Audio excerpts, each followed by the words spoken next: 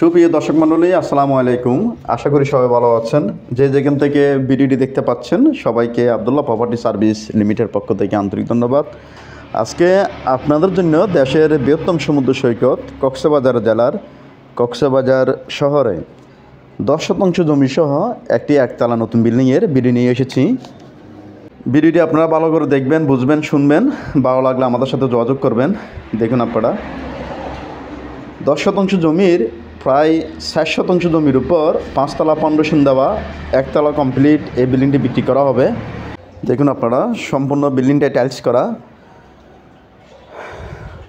একতলা এই বিল্ডিংয়ে বর্তমানে 3টি বেডরুম, 3টি বাথরুম, একটি ডাইনিং রুম, একটি ড্রয়িং রুম সহ একটি কিচেন রুম রয়েছে।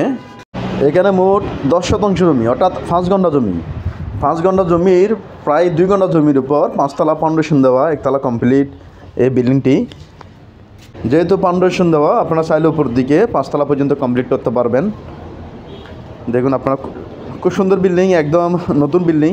মালিক পক্ষের অতি জরুরি ভিত্তিক টাকার প্রয়োজনে 10% জমি সহ একতলা কমপ্লিট এই বিল্ডিংটি মালিক পক্ষ 1,70,00,000 টাকা আলোচনা সাপেক্ষে মূল্যেই বিক্রি করবেন।